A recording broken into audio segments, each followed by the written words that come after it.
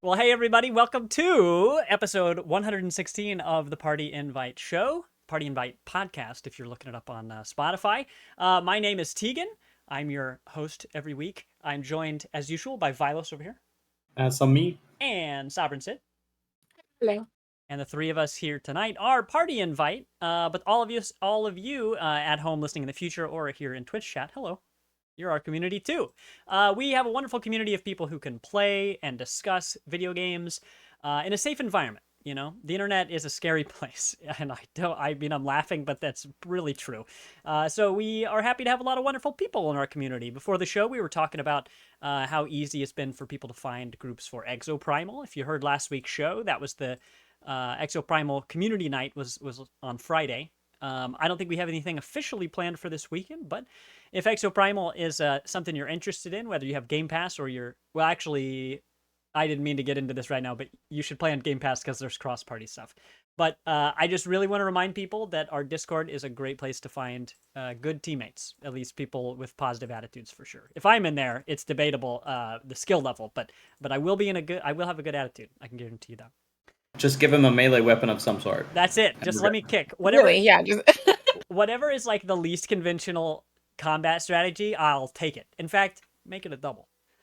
So every week we give you a show in two parts. We have the Vodcast. Here we're going to talk about what we've been playing, and the topic tonight is what is our favorite video game controller of all time. So if you want to let us know in chat, please do that. You can also find all of our socials through our website at partyinvite.games.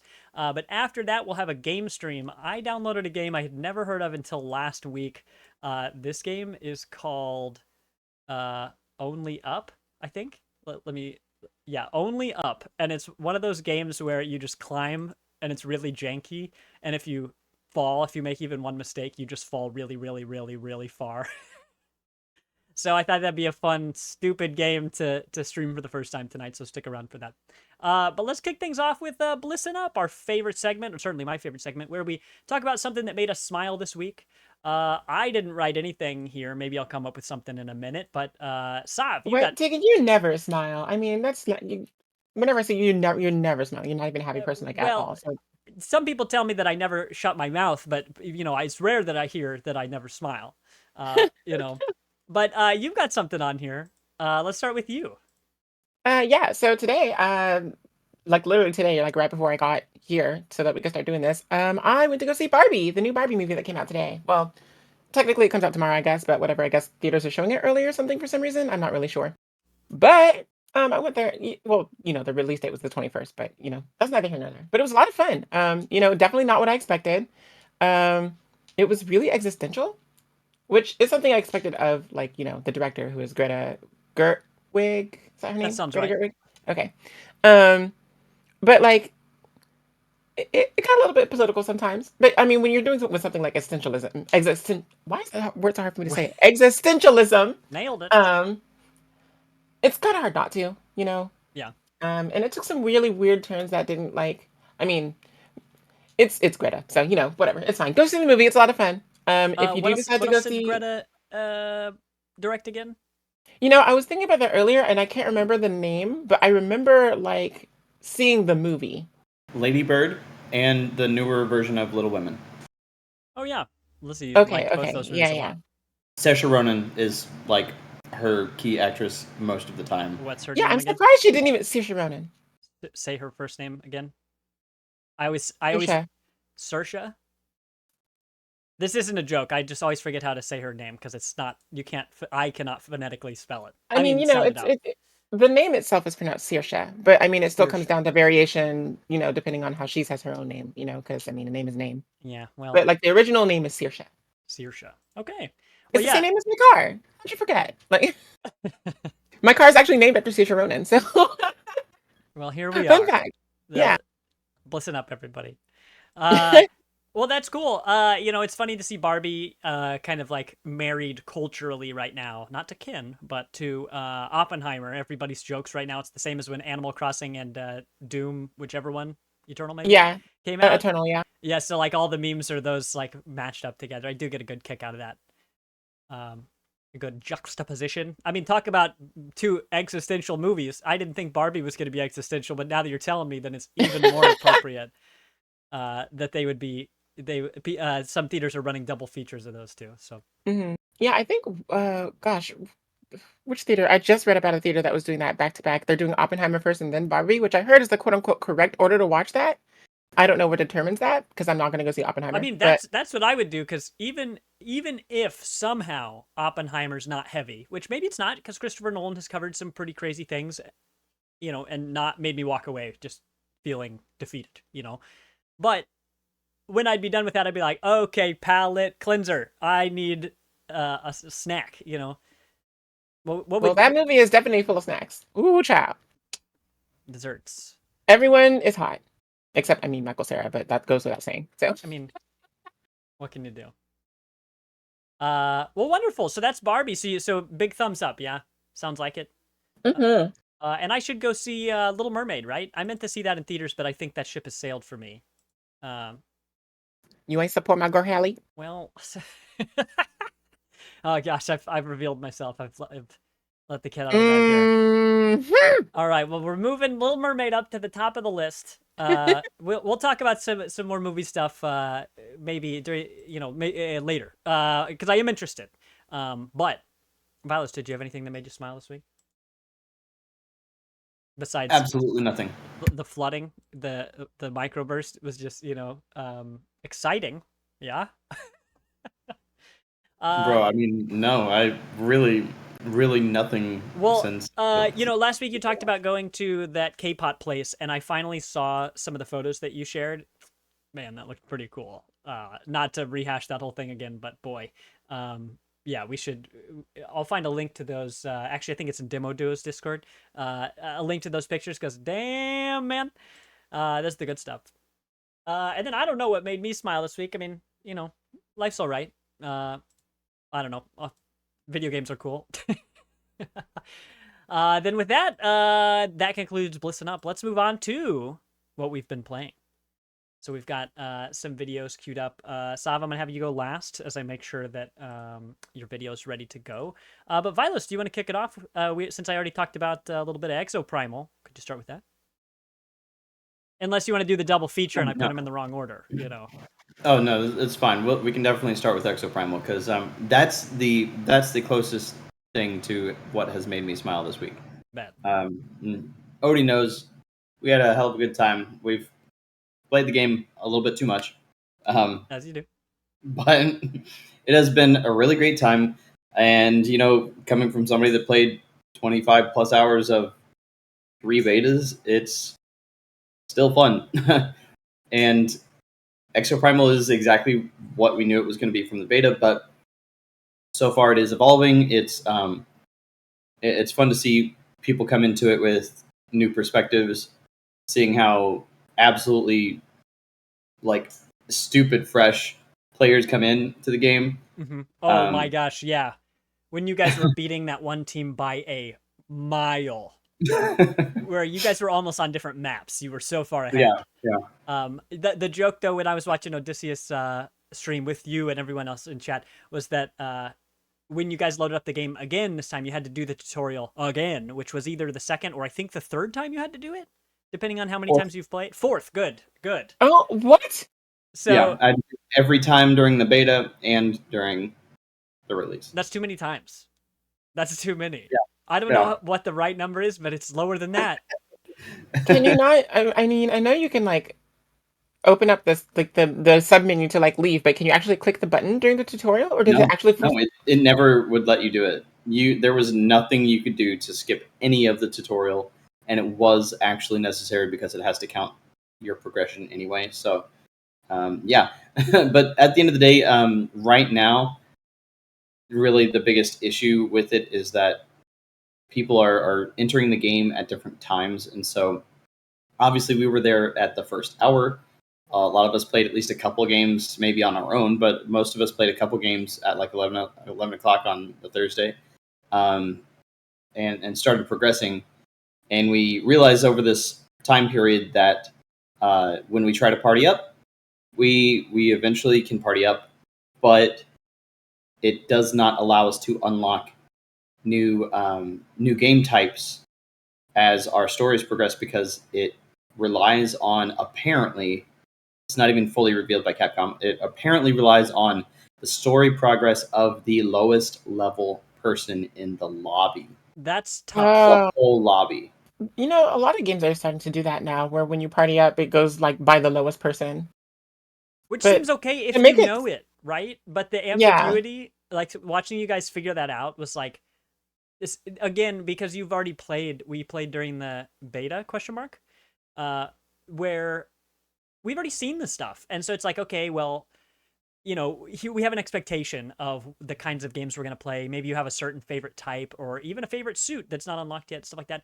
But it just did not seem clear at all that how that progression was going to play out. Yeah, because the cool thing was that the beta actually showed us most of the game. And then when we started the actual release, we were getting just basic, like you're seeing here, you're seeing a Dominator fight me. This was one of the newer things that we didn't get to see a lot in the beta, as far as keeping these points, defending these particular points on the map. But there are certain things like Neo dinosaurs. Different Neosaurs are like mutated versions that explode, very reminiscent of like a Left 4 Dead sort of situation.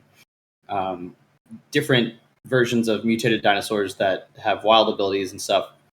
Those only come with certain progression, and if you decide to party up, with how matchmaking is right now, it's wildly diverse. Like we had like a level 70 or a couple level 70s, a few level 50s, and then 3 people under level 10, including level 1s in separate games. Like the matchmaking makes no sense right now. Good. does matchmaking ever make sense? I mean, let's be honest. Does it Hey, ever?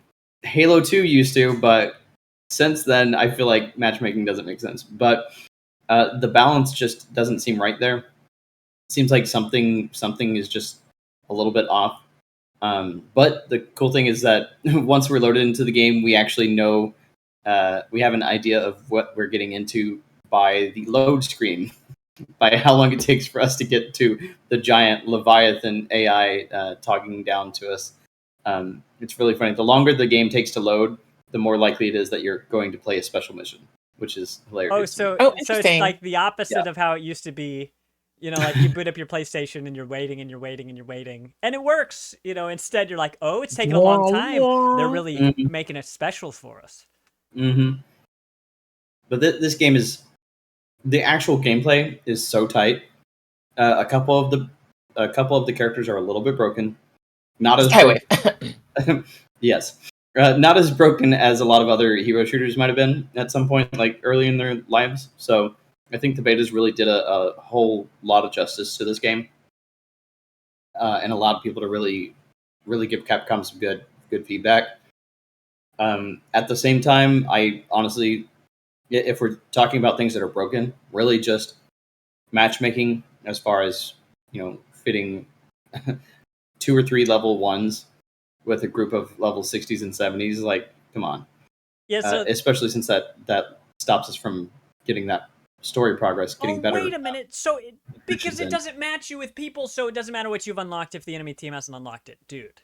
Yeah. That hurts. Wait, with the enemy team too? Considering Yeah, that? it's the entire lobby. Like Bruh. we had a group of a solid group of like people that were over level 30 on our side, but there were a couple early levels on the other side, and we still were only just getting basic missions. Well, I hope you like Data Cube. Yeah, which at times. So we got to have that. We got to get that higher level matchmaking, and I mean, with the people we were playing with, I mean, Odie's over 70. I'm at just about level 60 now. Wow, I Joe have some is catching up to way do. higher than that. Yeah, you have a lot of catching up. Yeah, I haven't played since we had played that one last week. Yeah, and so like there's just a gap there. So you actually have to play with your party, do whatever, but when you're done, you have to go into the story missions and unlock the specific things. You actually have to watch or skip the cutscenes for the story. there's the whole circle thing, which we talked about last week, I think. There's a whole circle thing of unlockables in the story that you have to go through. So you go through that and then play a couple of games by yourself in order for the story progress to actually happen. Like, Wait, we stopped playing last night, and both Odie and I got to different boss raid missions because we were not in a group anymore. Yeah, you had mentioned that. So, well, why did you get special? Like, would you have unlocked? Would you have been put in that level if you stayed together, or you think you only saw that because you split up? And why would you? We literally could not have played it together. The only thing that could have worked is if everybody in the entire game was level 50, then we could have gotten the exact mission I played.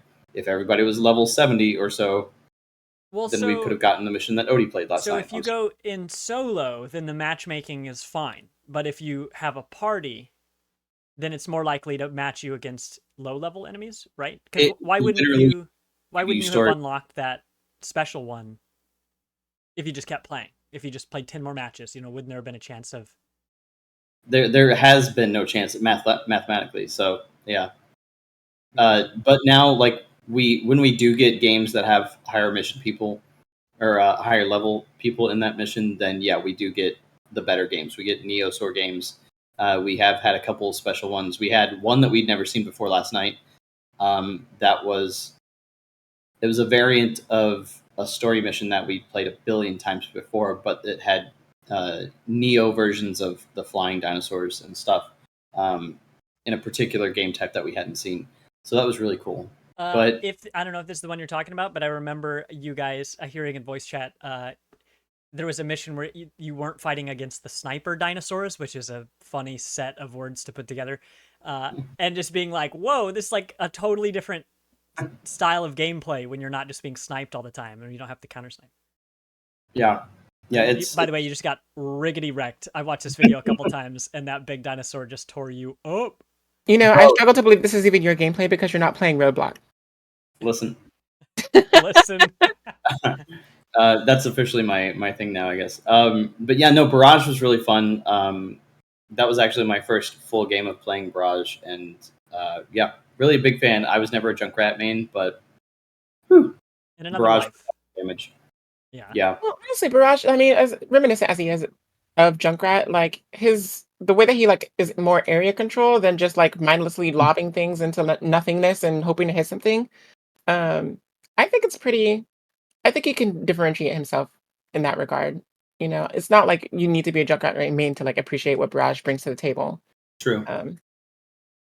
Yeah. Outside of the story progress and matchmaking stuff, though, the only real problem I have with the game is the point system, because the point system is very oddly specific, and it doesn't always make sense. But like in one side of things, it seems that you get more points for doing exactly what that hero type was meant to do, right? Oh, which I feel like Overwatch is kind of good at, but maybe still unbalanced. Yeah, there are plenty of times where you can just play however you want, even though that's not really how you should play in Overwatch. Yeah. And then kind of like escape unscathed. I mean, you do that all the time, Tegan. Like you really make some fun, like really random plays, and then you're just like, okay, I'm out. And then like it's fun playing with you, like especially if we're both supporting, because we are just going crazy together. Well, I like playing Rogue Company a lot with you guys. So I've barely touched Exoprimal. I did, well, I should say that I haven't played it since its official release, but I really like playing, like Rogue Company and stuff with you guys, because you both are very communicative, which I really like when I'm playing with a team. And I like how much everybody's been talking in Exoprimal. Like, again, when I can hear everybody in Discord, like that's so much more fun to me when everybody's doing call outs or like reacting to some crazy thing that happened. And yeah, it's been a lot or of fun. In some cases, re-reacting until the end of time. Hey, cool it now. But the point I was bringing up with the points thing, though, was the fact that some characters, and especially just some gameplay styles, will never have the chance to get an MVP. Yeah. And that's almost literally never. And I'm looking at you, Sub. What? What did I do? I can't help it that I'm superior to everyone all the time. Only like literally 98% of the time you play, you get MVP. Like if we don't win, that's when you don't get MVP. Like, and Hey, it's there was one time Benson got it with I think it was Barrage actually. Barrage, yeah. And it's because of the specific points that they give for each character. And Skyway, I think they just don't expect people to play as. So they're just like, you know what, we'll give that extra bonus. But you mentioned Overwatch, and it is like support on Overwatch where, like, unless you're getting kills, fat chance that you're going to be on the board. It's possible as a support. You know, you can do some crazy stuff, but for the most part, like if you're just doing your job of healing, slim chance that you're going to be MVP, you know? And I think Overwatch is better than most games at that, at recognizing that. And actually, Rogue Company is another one too. I think we've been making steps for the support players out there to get more recognition. But come on, we won those plays of the game too. We won MVP. Give us more points for doing the thing that everyone relies on, you know? There's so many times that the healer's in the back behind everybody, so people forget, you know. It's like, actually, I'm not going to go off on a tangent here, because you know how I'll do. But yeah, I do like that it is at least rewarding people for playing the intended way, because the game is clearly meant for you to synergize in a certain way. And I do want to point out that a nice thing that this has that most games don't is you can have duplicates of the characters. So just because one person is playing Roadblock, the cool Reinhardt tank with a huge shield, that doesn't mean that everyone else is locked out. And you can even play a specific way because you have two, and be like, oh, I'm gonna do this one thing, and you can do this other thing, and we're both gonna be happy. Yeah, for sure. And I do think that we still need to do an all Roadblock game again, except like real serious this time. It'll be really fun. I'd watch that. Yeah. All right. Well, Exoprimal. Exoprimal's great. You want to come back to your other one, or do you want to talk about it now? You know what? Yeah, I'll talk about it now. I've got a minute and 30 seconds, and that's all I really need, because Oxenfree is a good time. Hey. I don't have a reason why I've kept it off for like it's been out, what, 6 or 7 years now. That long? I feel like it, at least. I've had it on literally everything. I think I've got two different copies on my PC, and then Switch and Xbox. But Oxenfree is a really surprising time for basically being a walking simulator. You're just making choices of conversations and stuff. My only issue, touring a cutesy little island that has a lot of darkness behind it.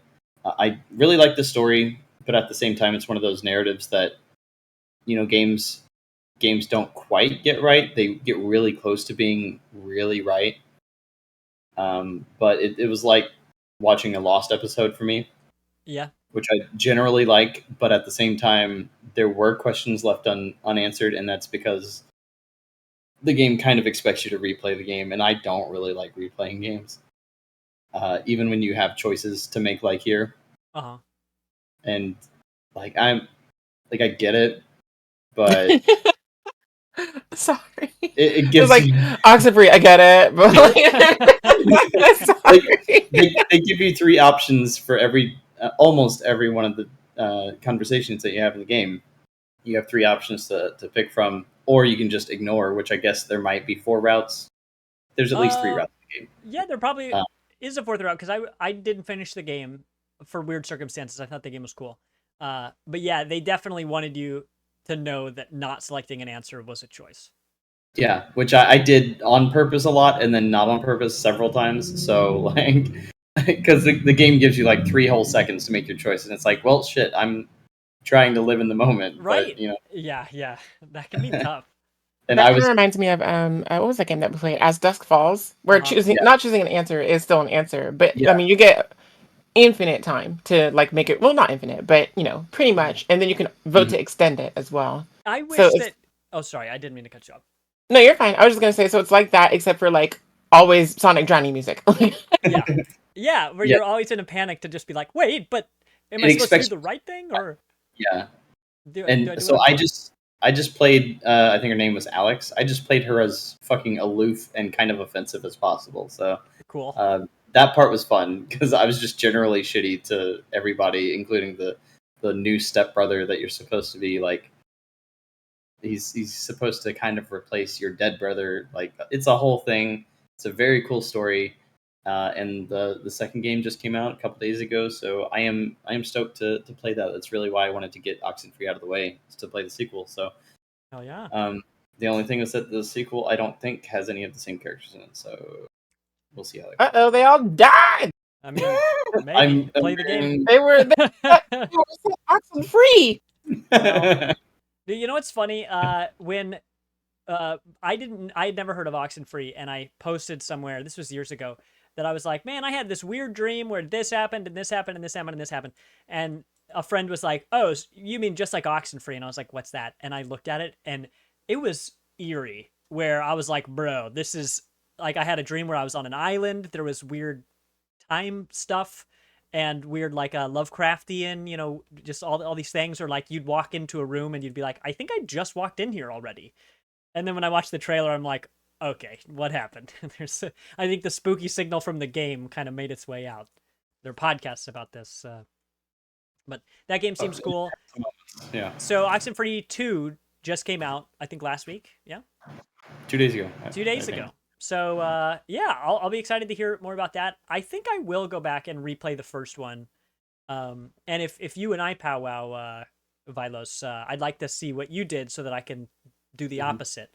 Yeah, Um, it's basically a 4 hour game, so it's pretty easy to get into. yeah, I at least got through 2/3 of it when I played. That's what it felt like.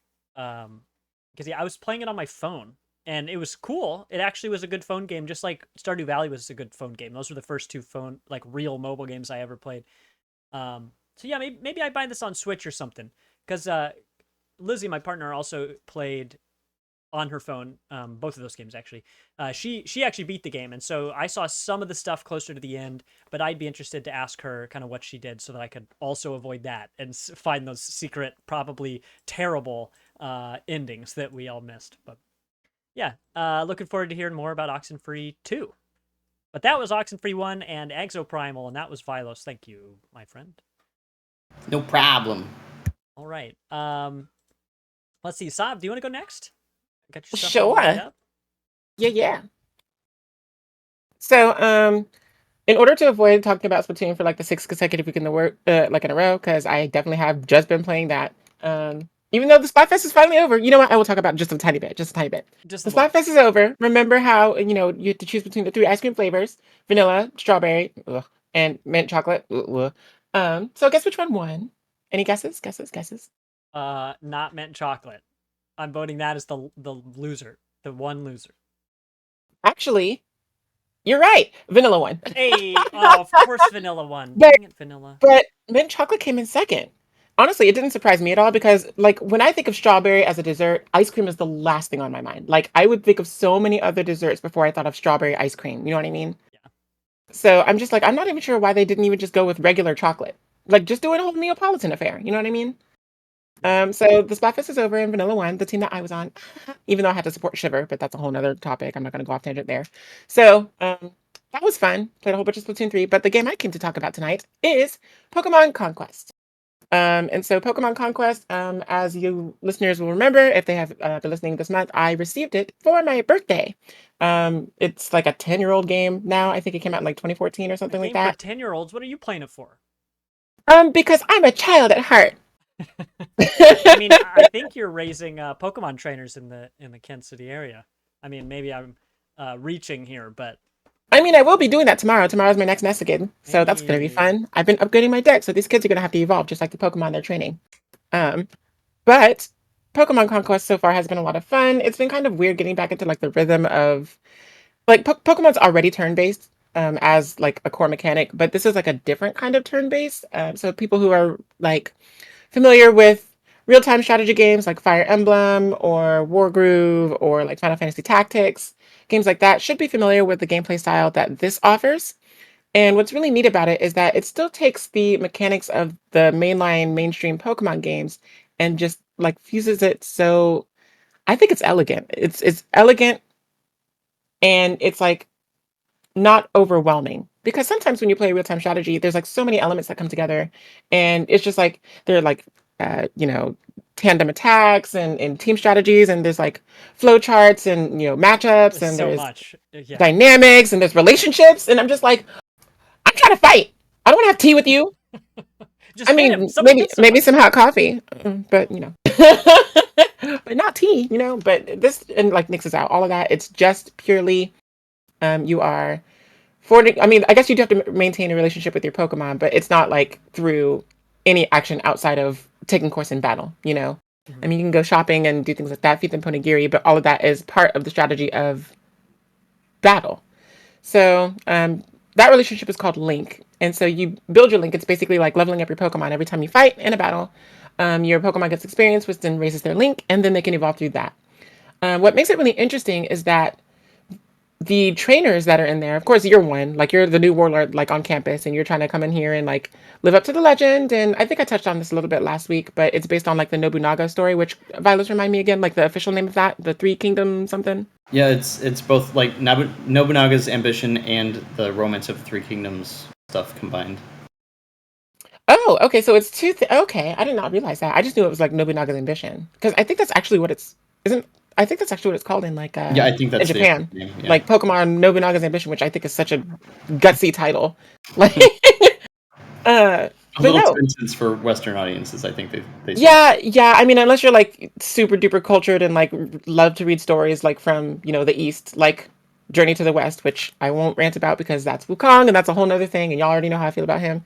Even though he's coming to Netflix, tangent. Sorry, there's a Monkey King movie coming to Netflix. Hell yeah. I mean, Which I do hell say, no. Whichever one you agree with. we'll see. I, we'll see. It looks like it's trying to Kung Fu Panda. It's like Wukong into society, but we'll get there. Um, Speaking of fire monkeys, the first warlord that you take down, I think it's like a tutorial battle almost, is one that has Chimchar.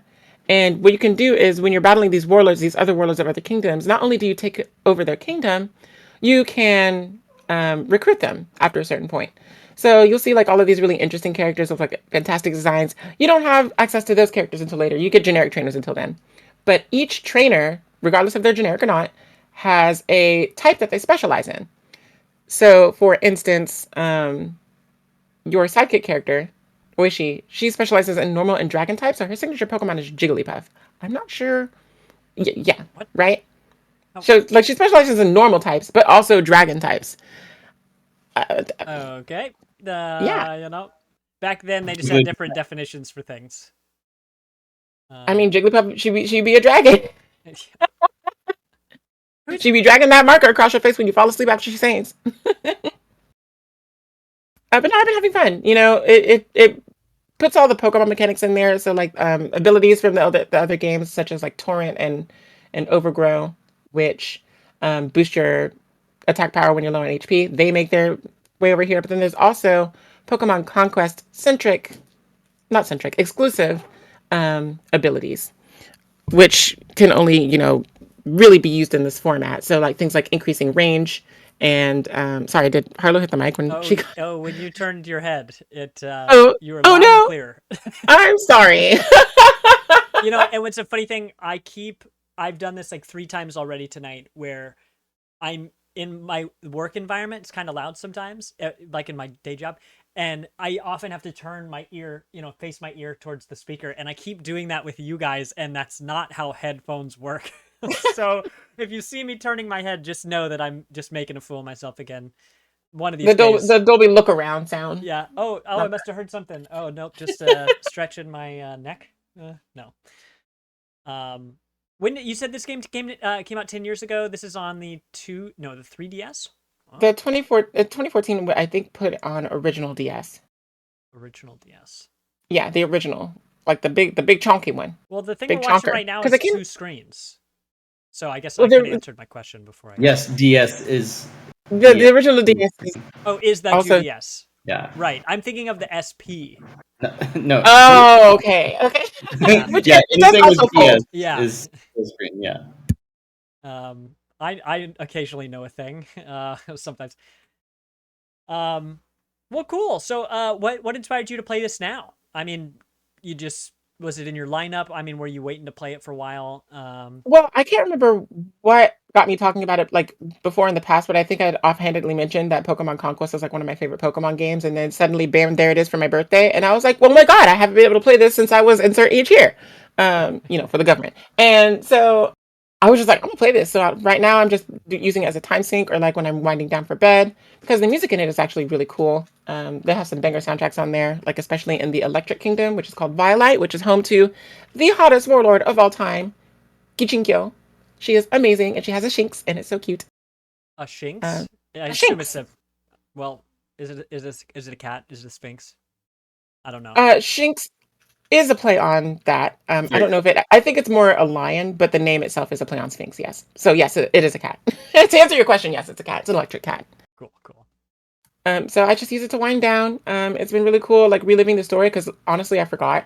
I was just like, "Oh, cool! You just conquered kingdoms. Like, what's the actual story?" Because when I was little, I didn't care about that. I just wanted to do my turn-based Pokemon and raise my favorite things. And I'm just like, "What story? You What's know. that?" Uh, So now that I'm old enough to actually understand "quote unquote" Nobunaga's ambition, it's been interesting, because when you're a child, you don't really get the concept of like warfare. So, sure. oh, hopefully. I mean, we have the blessing of not being able to understand the concept of warfare as children, but you know, now that I'm more mature, now I can play through this game with like a new perspective, and it's kind of cool. Nice. Well, that is Pokemon Conquest. How far into it do you think you are? I mean, I'd forgotten you had started by saying that you've played this before. Uh, So I'm definitely further than I made it when I was younger, because I was doing so many other Pokemon related things by then. I think this game had come out shortly after Pokemon Platinum did, so I was like whole hog on that because Pokemon breeding. mhm. But right now I'm only a couple of hours in, and I've conquered five of the 17 kingdoms. There's one for each type. Back then, um, and there's also like these other like just conquering the kingdoms isn't part of the story. There's like more to it. There's like a whole overarching narrative. So, and I'm eager to discover what that is because apparently, according to the lore of the game, if you conquer all 17 kingdoms, Arceus himself will come down and be like, "I acknowledge you as like the warlord of the universe. Be powerful, blah blah blah, You know, and all he that." he So, never learned to speak. He doesn't talk much. So I mean, he does give you a phone in Legends Arceus. So, Oh, he can talk. He can that's absolutely funny. talk for sure. so you up? Like, Oh, that's good. Well, awesome. Yeah, Pokemon Conquest. I'll be interested to hear how it ends because you've played into it, but you've not beaten it before. Yeah.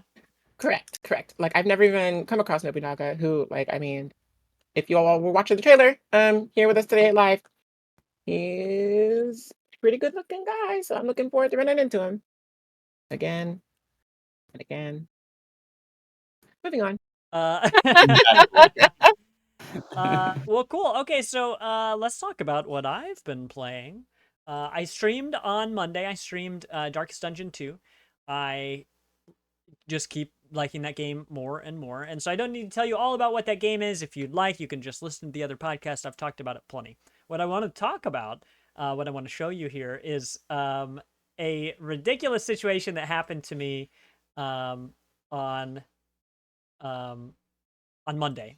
Let's see if I can get this on here. I played with some new stuff. So at the beginning of your run, you can unlock trinkets like the one that you can see on screen now, where apparently when I edited the video, I only showed it for like 5 seconds. So anyway, it's gone now. What I did unlock it was this trinket where it's the highest tier of trinket, and the highest tier of trinkets are all really, really strong, and they hand them out pretty regularly if you know how to find them, which is great. So the game has lots of swings where like sometimes it's really hard, but if you're able to um, use your player knowledge to do things right, then it can kind of get easy under the right circumstances. Well, I got a trinket right off the bat that said when I give it to a character, every time that they resist any status effect like fire, blight, or bleed, um, that my character instantly heals 20% of their health, which is huge. like the biggest heals in the game are usually 33% of your health, or a couple of them are 50% of your health. But you can only use those heals when you're low health. Like the whole crux of healing in this game is you can only do it if oh, I'm wearing a red shirt. It looks like I'm wearing the same shirt in both of these. You can only usually heal when you're low health. Well, anyway, I gave my Hellion, who's usually my super badass, hits really hard barbarian character. Usually I make her really aggressive. But this time I made her a tank. And so I put that on her and stacked all these items. So essentially she was the tankiest character I've ever had in the game. Well, I go into this boss fight. I fought a boss I haven't seen since early access. It's this gross giant tentacle baby thing called the Harvest Child. And you can Ew, I see, do not like that description. oh, this area is the grossest, most unsettling area that I've seen in the game. I mean, I've mentioned to you guys how nasty some of the enemies are. They're genuinely unsettling. So this character, as you can see, this giant meat baby thing, is wearing one of those cornucopia shells as if it's like a hermit crab or something. Well, when you're in this big area, not just this boss area, but when you're in this big area, everything's eating everything's eating everything else. So the enemies try to eat you, and they actually eat each other to buff themselves. It's disgusting. So this boss spawns with a couple big piles of meat. They're just piles of meat, and those will attack you by enticing you with their like terrible smells. Where during your turn, your character will try to rush to the front of your squad, of your team, and try to eat the meat. And if you have multiple people who have that debuff on them, when one of them eats and the other person is hungry, that other person will immediately get upset, and their like relationship will go bad, and they'll take sanity damage too. So it's a pretty interesting situation. But what you have here is this Harvest Child has killed my entire team except for my Barbarian. So here's where it's going to get complicated, and I'm going to try to keep it simple. To make my Hellion tanky, she essentially gives herself this debuff that makes her do downwards to 0% damage, where she cannot deal any direct damage at all. Well, I forgot to put my other abilities on there that still work even when I do 0% damage, like my bleed, my damage over time. Well, I forgot to get those. So I had 0% damage, and I have one ability that allows me to cleanse that that debuff so that I can start doing damage again. But I can only use it if I have really low health. Well, my problem was I kept healing. Every time this enemy attacked me, it tried to inflict bleed on me. I resisted it and immediately healed. And so the problem was I needed to get low health, and I could not get low health. I've never had a character that was so death proof. And so eventually, I killed the boss here. A normal combat takes anywhere between 3 and 8 turns, and I finally killed that boss after 36 turns. And the way that I ended up having to do it, I beat this big boss, and then later on I beat the final encounter of this area. The final encounter of every area is the same. You fight the same 4 enemies, at least every time I've played. And I beat them. A couple weeks ago, I was really thrilled that the Hellion, again, same character, that she took down 2 enemies before eventually dying. This time I actually won the fight, but it took forever. I was on the final boss fight for like 30 minutes, maybe. Just great stream content, let me tell you. Actually, I really did have a great time doing it. But it was funny, in this final boss fight, so now you can see it on screen, I had the same problem where I needed to get low health, and I just couldn't do it.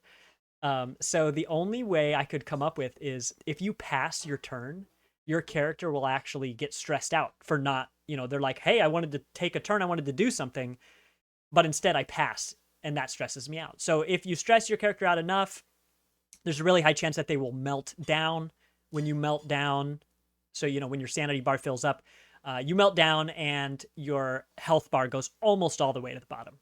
And that's what I was trying to do, right? So I thought, okay, I'll just stress my character out, I'll melt down, and then I'll finally be able to use my ability. I'll be able to get the killing blow. Well, boy, this character, look at this. Every time I get crit, part of her tanking thing, every time she gets crit, she heals stress damage instead of taking stress damage.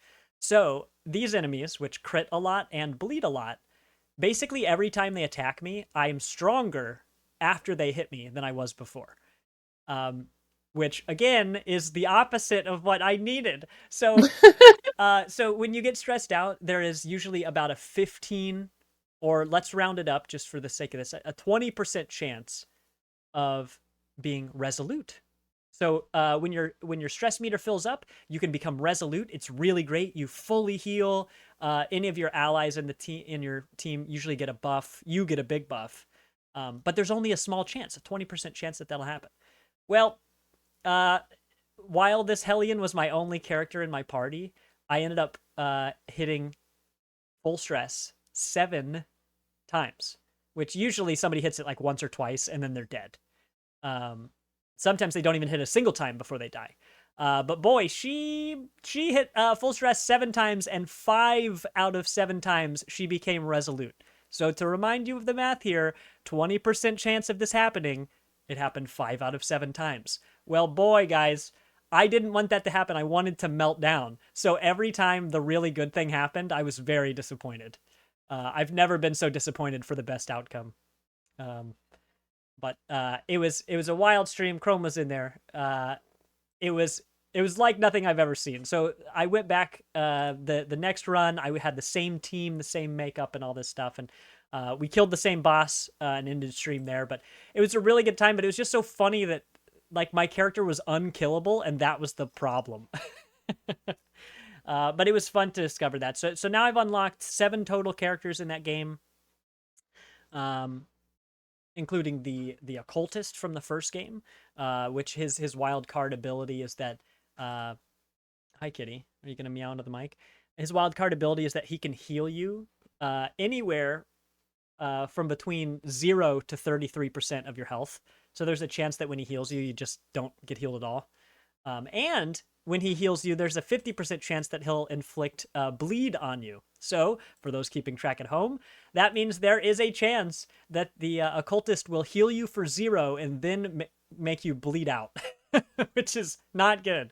So it's a real risk-reward situation. But, yep, Darkest Dungeon 2, lots of fun.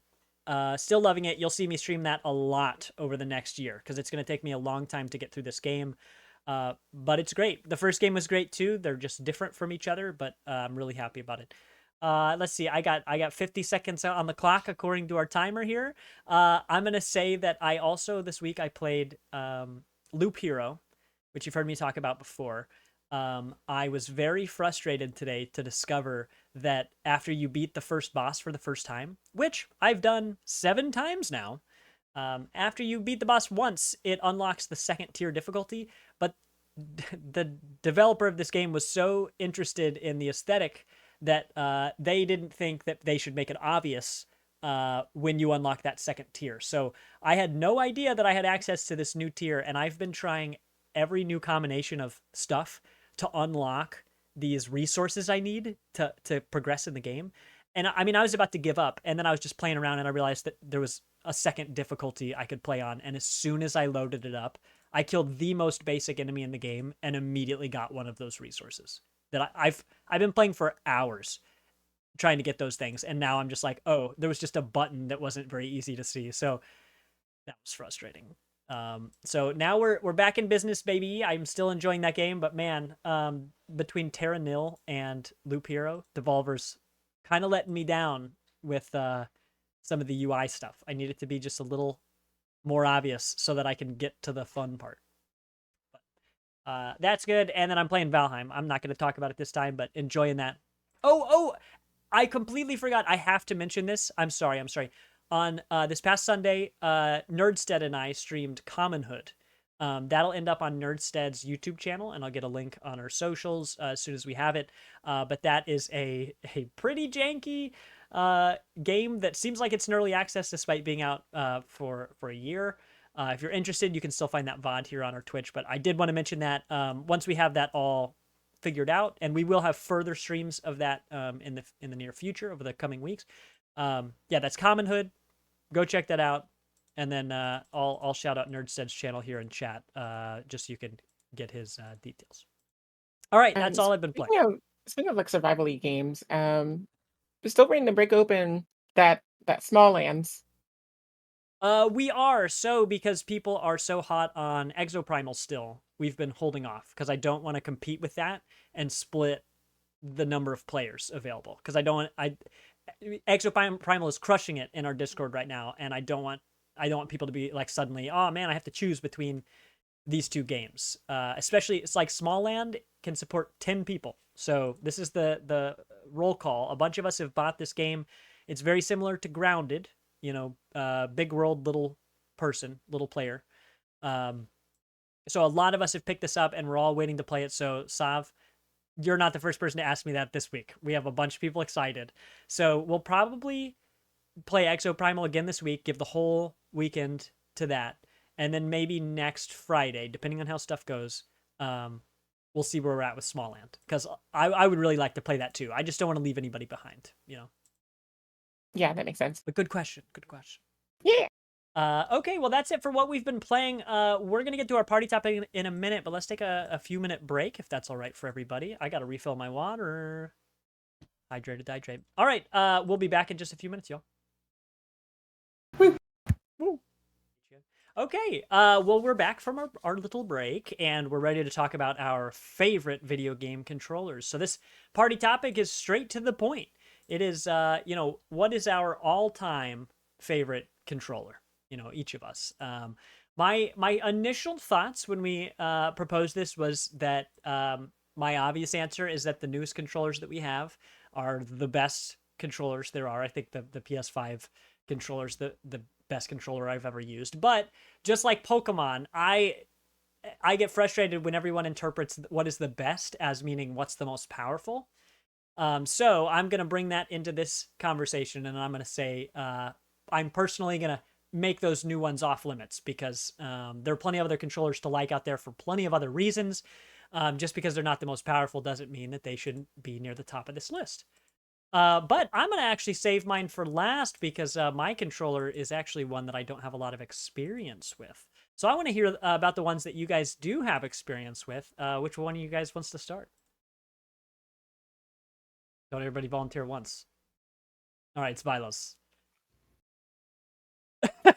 Well, no, I was thinking because I literally brought all my controllers out and put them on my bed for like just in case, and I'm like, where am I going to go with the conversation?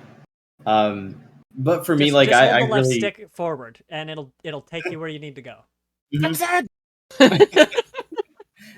So really, when it came down to it, I had a couple different options in my head. I was a really big fan of the original Xbox S style controller because they started out with the Duke on the original Xbox, and it was trash. It was the biggest thing of all time.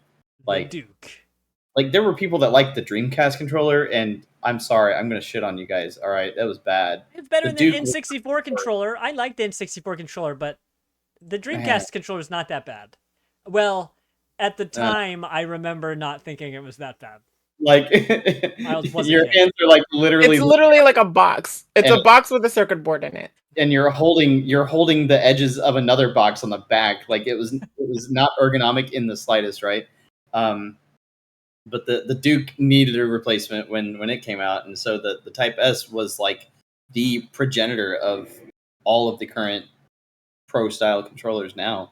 Because like, yeah, DualShock was a thing. Whatever, PlayStation users, like it was a base, right? It was a base, but the S controller for Xbox, the original Xbox, was like the thing. That was it's so close to my number one. And at the time, the original Xbox had a Logitech controller that was really, really, really good. I will never stop talking about the Logitech controller on Xbox. That was the first wireless controller that I ever played with. The only problem with it was battery usage. Mm-hmm. It was AA batteries, and you could run through it in easily like a 6-hour session, one session. Otherwise, it was rated for like 25 hours. No, Yeah. no way. Well, I don't think that the people who designed the controller expected you to use all of its battery life in one sitting. So, True. like, True, but it could not handle it. Like it was connected. It was connecting to the dongle that was attached to the Xbox and all that. But it was the smoothest, physically like the smoothest controller. If you're familiar with how the Wii U Pro controller was, that was smooth, and it was because they literally made like glossy, slick plastic that just felt so good, right? What did the Um, Wii U Pro controller look like?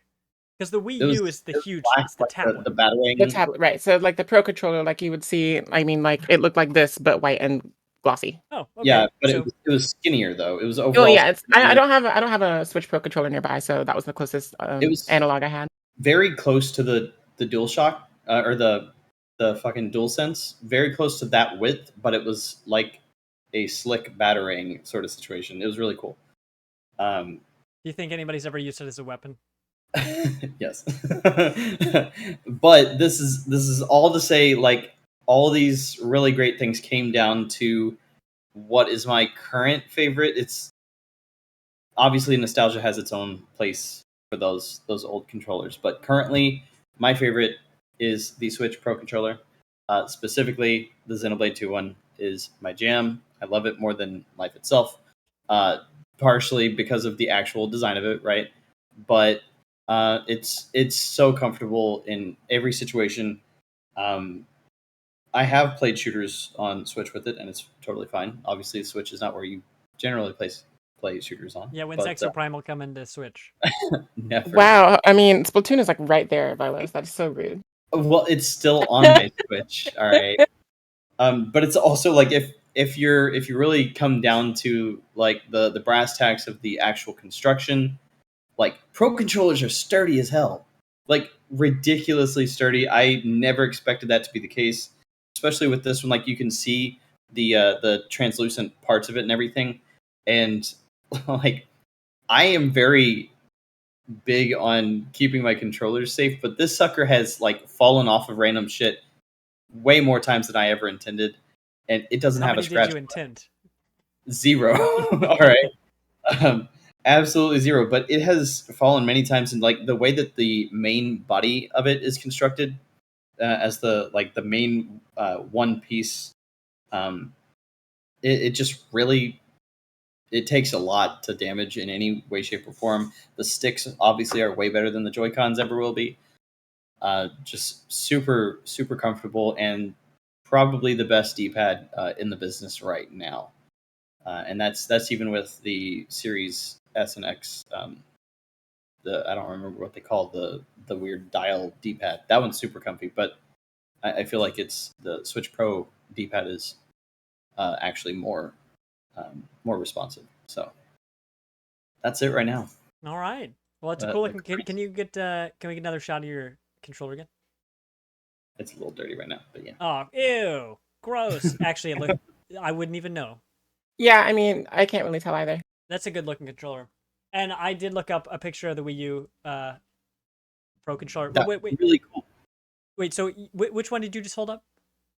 The Switch Pro controller, the Xenoblade Okay. Switch Pro controller. Just double checking because yeah, the picture I had in my head of what the Wii U Pro controller might look like was exactly right.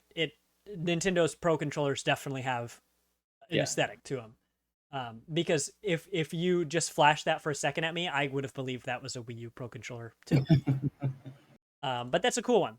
And you gotta like that custom stuff. I know we got Lord Chrome in chat here. He posted the other day. He had the new Starfield custom one and a Sonic one, I want to say. And if anybody else out there wants to share pictures of your custom controllers, I always love seeing that stuff. Whether it's a custom plate that you've got, even custom plates for your whole system, for like the Xboxes too. Those are dope. Well, let's see, Sav, what hill are you dying on here? I see your messages. What's up? What's up? Yeah. So, well, that specifically is about where A and X buttons are like located, like A through X buttons are located on controllers. Because chat is talking about how Nintendo puts them in the wrong spots, but they had those buttons first. So the other companies are putting them in the wrong spots. So I'm gonna just put that out there. But speaking of Nintendo, I'm gonna show y'all my favorite controller. Hey. Because I've had every controller I've ever had since childhood ever. And that includes this one. Aha! The purple translucent N64 controller. Actually, if you look really close, you can see I put my crown on it. Oh my gosh, you did. Is that It's branding. That's great. Did you just marker that on there? Did you mark the yellow on there, or was the yellow part of the translucent? No, I marked it on there. And the reason I did this is because Up Down was having a Smash tournament, and I wanted to bring my own controller, so I didn't have to use their crappy ass ones. And this is the way I differentiated it between the ones that were there. Is I marked it up with this. That way, if anyone tried to steal it or anything, I'd be like, it's mine. Where's my crown? Where's my crown? If somebody stole it, you got to say that they stole your crown, right? Like that's. I mean, it's in the shape of one. Oh, I didn't think about that.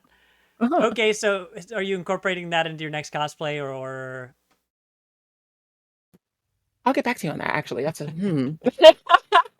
But no, the reason this is my favorite controller is because, I mean, first of all, look at it. This is like the most unique controller that we've ever had ever in the history of the world. You know, people nowadays, still even growing up with the controller, don't know how to hold it, quote unquote. And I say quote unquote because it was actually designed to be held in 3 different ways and function in those 3 different ways. So of course you have like the I'm gonna push to talk right now. So let me. Oh, we could hear you before. Okay. Oh, there we go.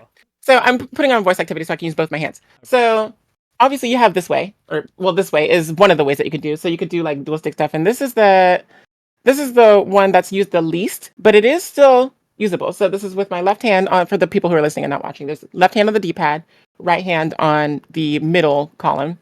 This is the normal, typical way that most games do. So, and I think my camera, I don't know if, okay, no, I'm good. Yeah, so, left hand on the middle, and then right hand on the face buttons, right? And then there are games that actually exclusively use this configuration, which is my left hand on the D-pad and then my right hand on the face buttons. And those 2 games are Kirby 64 Crystal Shards and Tetrasphere, which is one of our chat members' favorite games of all time on N64, which is really cool. So yeah, I love this controller. It's got so many different ways to play on it. It's the most versatile controller that we've ever had in the history of existence. I mean, I really cannot think of a more versatile controller than this because it incorporated so many playstyles. And okay. And but the first one you showed, under what circumstances? Yes, you can hold it that way, but when would you use it that way? You only there have are access games to that like actually 3 buttons. I mean, there are games out there that actually use it this way. I don't know what any of them are, but when I was reading up more on like the controller itself, because I was actually interested, like, why was it designed like this? You know what I mean? So I was looking up, some stuff, and there are games out there that use this configuration. I don't know what they are, but they exist. So but yeah, like, it's crazy, and it was the first controller to introduce Americans to the Rumble Pack feature, like the Rumble feature in a controller, like haptic feedback. That was new to America when this came out. And I specify America because Sony came out with their DualShock controller. In America, it didn't have vibration. In America and Europe, it didn't have vibration. In Japan, though, the original DualShock did, and it came out 2 days before the N64 did. So, in the Americas, it is the first game to feature, or controller to feature Rumble. So, I'm going to just put that out there because I knew somebody was going to come for me in the comments about it if I had just said the first controller, blah, blah, blah. I got you. I did my research. But it's also, like, the first instance that we see video game consoles using data from other systems and cartridges to affect the games that they are using. So what I mean by that is, like, in Pokemon Stadium, you can insert the cartridge with your game cartridge in it, and then you can upload your Pokemon to the game. We see that implemented in the future with, the Dreamcast. They have the VMUs. You can transfer your Chow from garden to garden. There's all sorts of other things you can do.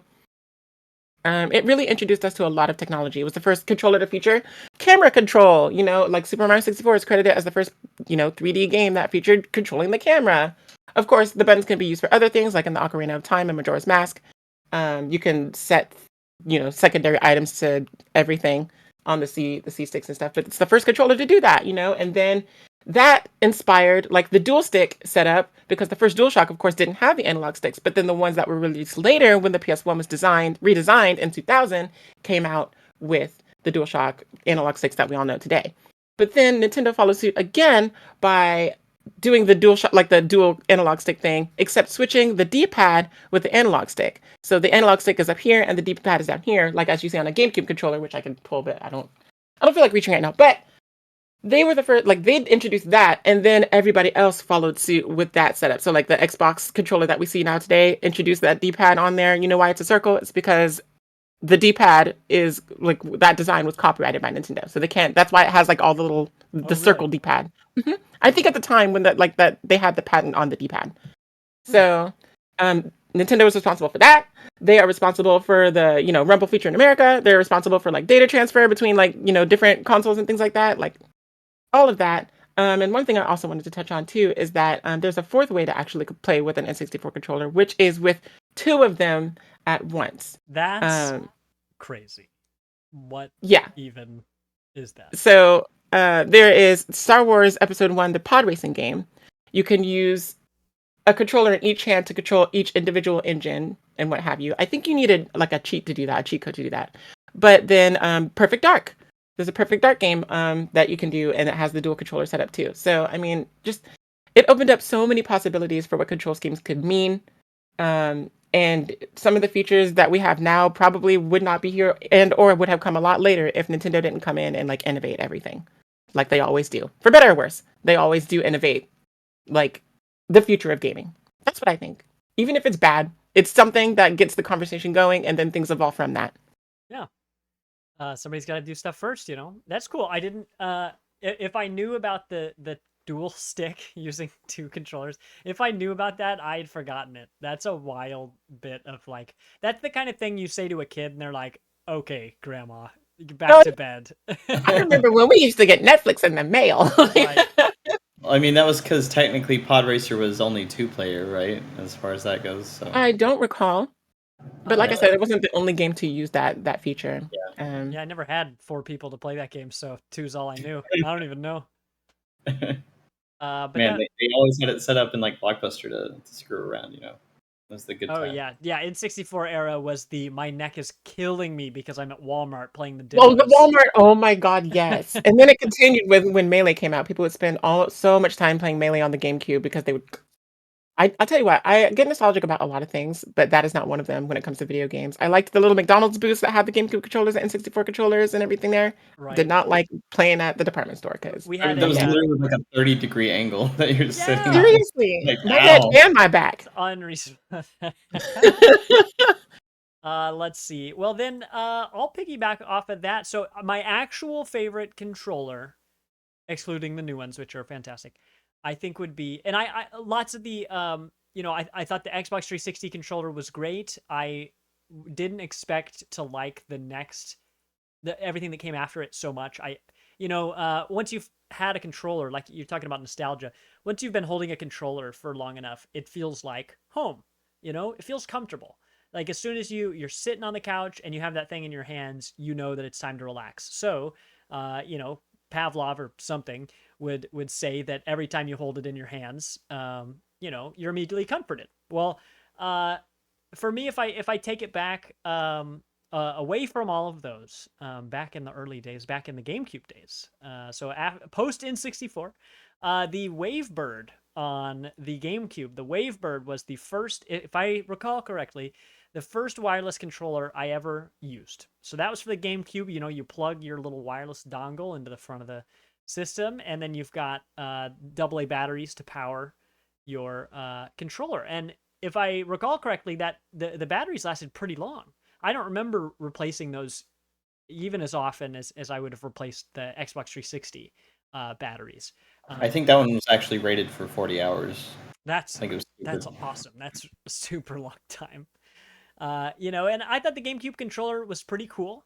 I liked the N64 controller for a lot of the reasons that you've mentioned, but the GameCube controller was cool for me. I remember playing Smash Bros. And loving how the right control stick was situated because you've got all the buttons on the right, so it felt like my right hand was designed for the buttons. But then, like using Smash as an example, the C stick, when you use it in a certain direction, it basically does the equivalent of a combination of other buttons. So, like, if you want to do a smash attack, normally you'd hit side, to the right and A at the same time.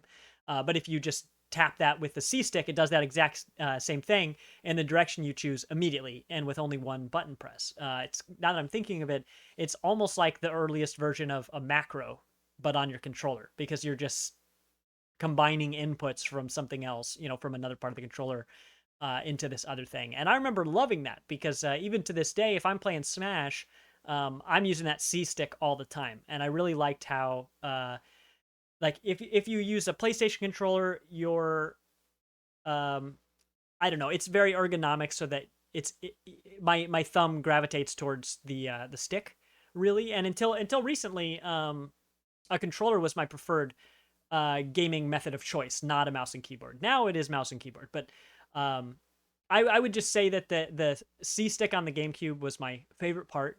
Also, it was kind of fun that the Z button existed only on one side of the controller. It wasn't an R1, R2, and L1, L2 situation like we see in the controllers today. It was like, hey, there's Z up here. It's for taking screenshots or something, or whatever. But I just liked how weird that controller was, and it was bright and colorful and all that.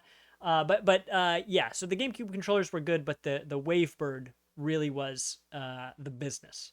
So that's my favorite controller, I think. What I do want to say here, though, not that I have like a lot of specific things to talk about it, but I've talked about how I really like second screens in gaming. I like it when on the GameCube, for example, I would play Final Fantasy Crystal Chronicles, and my brother would pull up with the Game Boy Advance. You plug it in to the system, and now I can be playing. And I remember I had a thing in game where if I hit an enemy, it would tell my brother on the Game Boy Advance, it would tell him like what item is this enemy carrying, so I could decide like this enemy is going to take a while to kill. Is it worth it? No. Well, I'll just skip it. Or other times you hit an enemy and it'll tell you their weakness and stuff. So that was pretty cool. And that was an example of using a non-traditional controller for inputs. Um, and I would say in another situation, because there aren't a lot of second screens to point to. I wish there were more. Um, like in Red Dead Redemption, you can use your phone. You can use the app on your phone to look at the map and stuff. I think that is super duper cool. Um, but I say all of this to say that I should probably go and play more of the 2DS and the 3DS, because I like the idea of looking up on one screen and playing with the screen on the other. Not just having, it's not just like I want my screen over here and I want my inputs in another place. It's that they're side by side and it's all this unique presentation. I played on the 3DS. I'm pretty sure I did play the Link Between Worlds game. I want to say I played very few of the games on the handheld systems. I played more of the SP than anything. I played Pokemon Fire Red on my SP, which is why I have that one stuck in my head when we were talking earlier about the 2DS. But I think I should go back and play those. I even have one. I have the ability to play those here. I have one in my house. It's got a bunch of dust on it. So I am taking recommendations of things to play. But I like the novelty that the DS has such a unique control scheme that that it being a handheld and a controller is all the same thing. And that might just sound like an obvious statement to make, but I think it really is a very novel, a very unique, what's the word, innovative way to approach playing games at all, and then having so many games designed around that is great. There's the famous thing, I don't remember what game it's from, but you're supposed to like copy the map from one screen to the other, and you're actually supposed to close the 3DS so that the screens are touching, and it copies the map from the bottom to top. Maybe it's one of the Zelda games. I thought for sure you guys would know immediately what I was talking I about. know what you're talking about, but I cannot remember for the life of me what that was. Like I feel like Boktai had some weird shit like that, but Was that it was Tao's about Adventure? Oh, I mean, you could name it, and I honestly wouldn't know, because I mean, the whole point is I should play more because of this stuff, but I'm ignorant to a lot of it. But the fact that that exists is so cool to me. And I think that the 2DS and 3DS deserve to be in this conversation of favorite controller, even though we think of a controller as usually being separate from the system. Um, not that this is a hill I'm going to die on. if it was, I would have already played those systems. But I really like that stuff. I really I mean, now we've talked about 3 Nintendo controllers and how innovative they are. So, the Switch is great. It's one big screen. I'd love to have more opportunities to have a second screen to that. Whatever the next Switch is, I hope there's some way that it incorporates those ideas, because I can't get enough of second screens in the world too, because I like these 1.5 player experiences, like the Game Boy Advance thing I mentioned, or the Red Dead Redemption thing. If anybody's gonna do it, it's gonna be Nintendo. So I hope whatever their next thing is, somehow, slim chance, incorporates that. But yeah, if anybody has recommendations for 2DS or 3DS games, I'm looking for them. Well, I actually just looked up a couple things because I didn't remember. I didn't find what you were talking about, but it did jog my memory that the Etrian Odyssey games, which are coming to Switch now, if you played them on the DS and 3DS, you actually keep track of your map on the second screen the whole game. Like, you're drawing on the map. You're drawing what you need to be doing because of the dungeon play and stuff like that.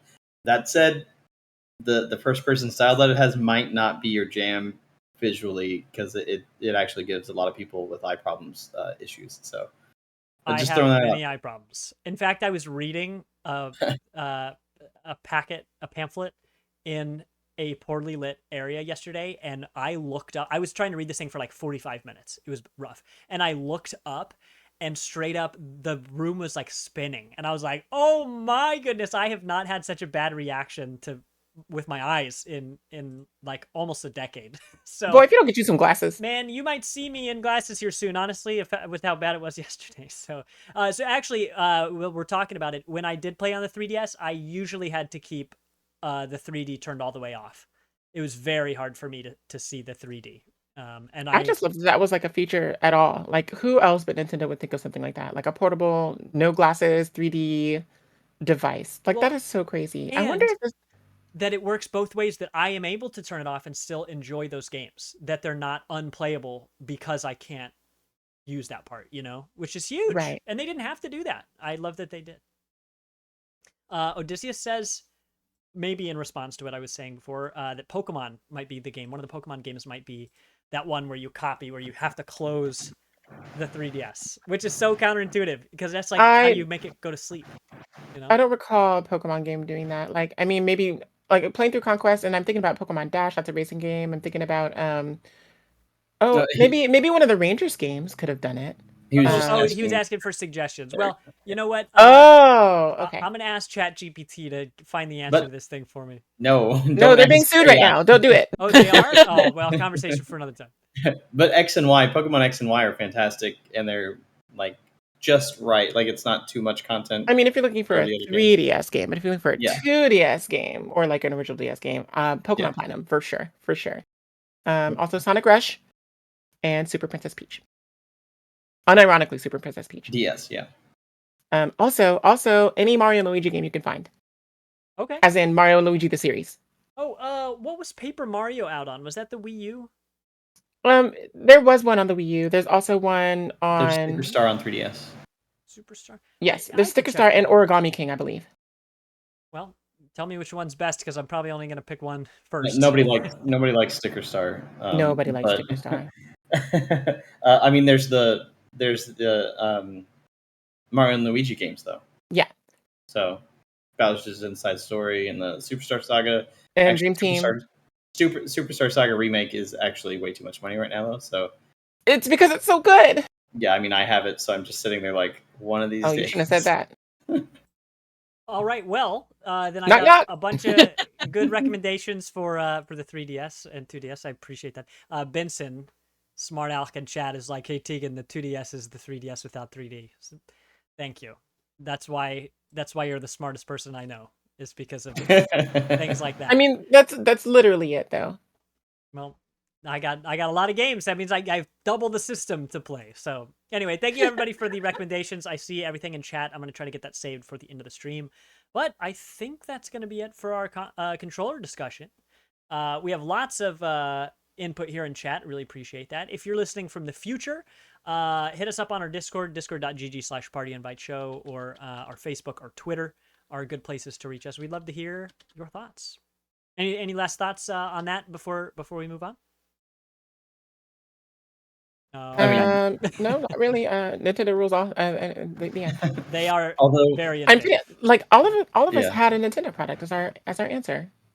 Yeah.